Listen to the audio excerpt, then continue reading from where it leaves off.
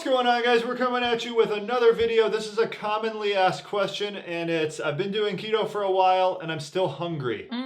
Why am I so hungry on keto? So a few things. The first thing, there's this really good graphic from this book we read recently. It's called The PE Diet.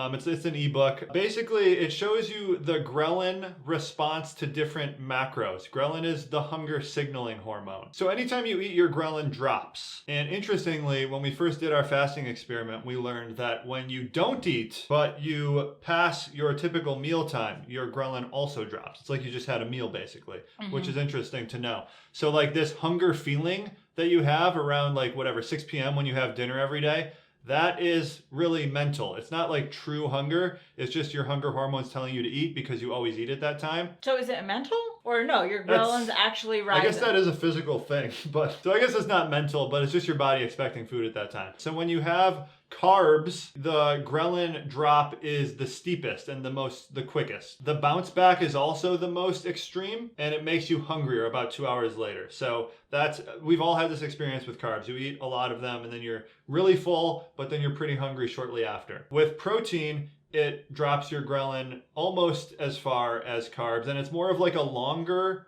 fullness.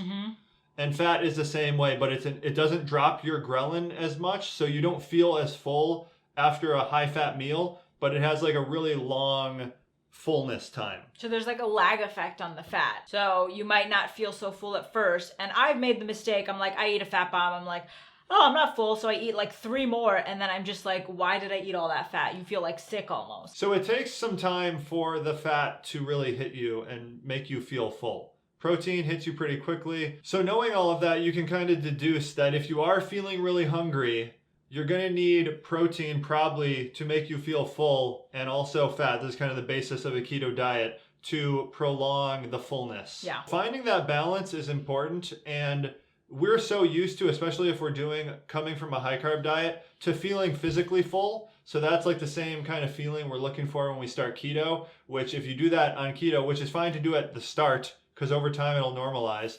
But if we do that when we start keto, we like just eat tons of calories. So like, you know, if you eat a high carb diet, it could be like 800 calories to make you feel full in a meal.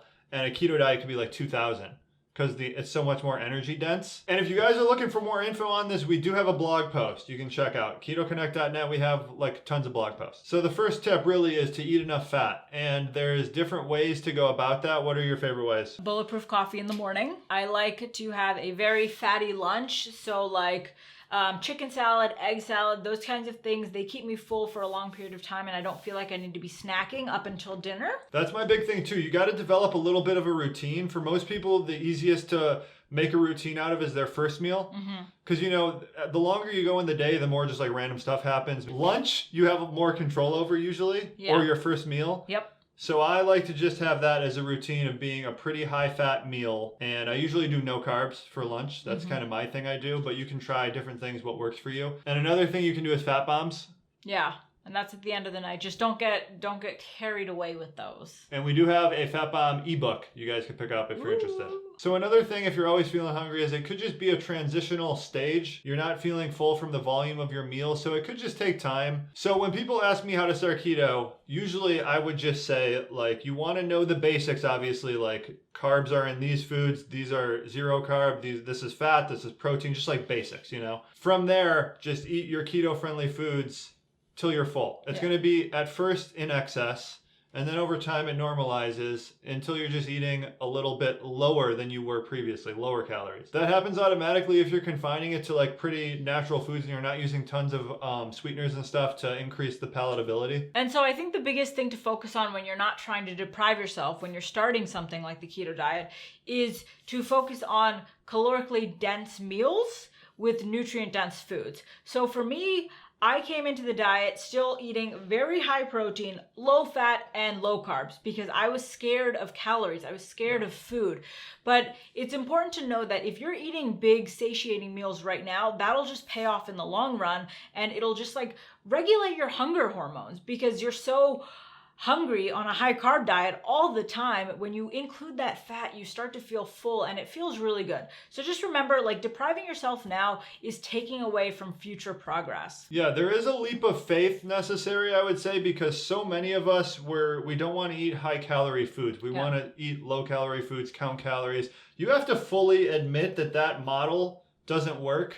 So you can move on to the actual model of eating as much as you want of natural human foods, and your body just going on autopilot and figuring things out. So piggybacking off of that, cutting back on your artificial sweeteners is going to help a lot in terms of not depriving yourself, in terms of just eating a normal amount of food. Because when you have something very calorically dense like a bulletproof coffee, and then you overload the sweetener, which I tend to do, then it makes you want more sweets. I guess you got to ask yourself, are you physically hungry, or are you, like a lot of us, you just want like a change up in textures and flavors? Because like after you eat dinner, you're usually pretty full, but you still could eat dessert. A lot of it is just craving something different from what we've had. And when you're eating a keto diet, you're not really getting like a bunch of sweet stuff and a bunch of crunchy stuff. Yeah. So you start craving that kind of stuff. The forgotten factor in how much you're eating and how hungry you are is sleep. So focusing on your sleep could be a good approach, like having a certain bedtime and a waking time. That's a good first step. Not watching TV right before bed or all night.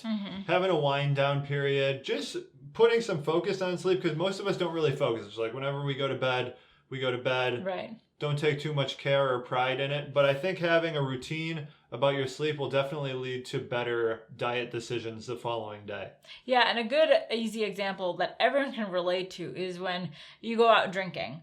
You find that the next day it's harder to stick to your diet, your inhibitions have been lowered, and that carries into the next day or even two, depending on what you did and how much you drank. And then you tend to be off your diet, you don't work out, just everything else just goes to the wayside. So focusing on sleep by cutting out, like Matt said, lots of blue light right before bed, making the room colder. I think that helps with a lot of sleep. Making sure it's like blacked out, that helps with sleep. Those are all great ways to just implement good sleep hygiene. This is a foreign concept to us. I remember when I first started doing this, I was like, whoa, I've been missing all these signals my body's been sending me for so long. You start paying attention. So on the days where you are just starving all day, you've eaten tons of food, but you're still uncontrollably hungry, start thinking, like, what are the factors contributing to this? How was my sleep last night? What did I eat the previous day? How much water have I drank? Like all those things, you can start correlating and come into some pretty good conclusions about what you could fix. A very important one is going to be exercise. And I think maybe not for the reason you're thinking, because a lot of the times when you do exercise, especially cardio, aren't you just hungrier?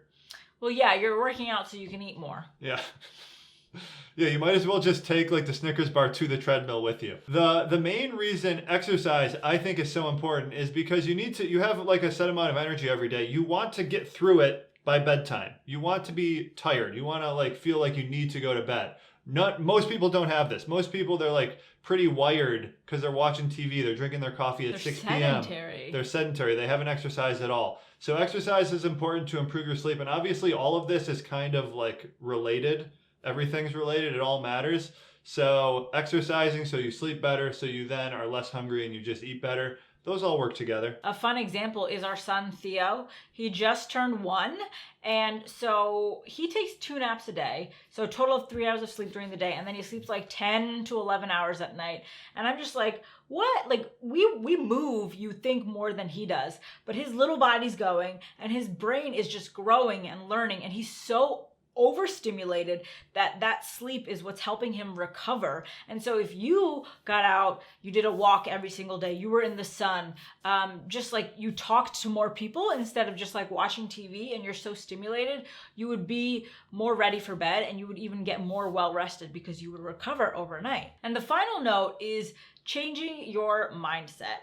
And I think this is the one thing we forget to do when we jump into a new diet or a new anything, really.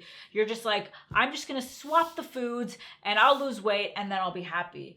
But there's so much more to it because you want this to be a long-term thing. This shouldn't be just like a temporary 30-day cleanse cycle type of deal. Going into it with a changed mindset will allow you to actually have success with your weight loss and find that like if you focus on nutrient-dense foods instead of just like low-calorie, high-volume foods, you will feel fuller for longer periods of time. And you'll start realizing like most of what you probably believe or you used to believe before doing keto, it was all just like modern conventional wisdom. Like we've only thought these weird ideas about diet for the past like 50 years. It's new. We're the weird ones. Aligning yourself back with like what natural human beings eat and just having more of that mindset. That's going to do it, guys. Are you still hungry after doing a keto diet for some time? Comment below. Let us know why.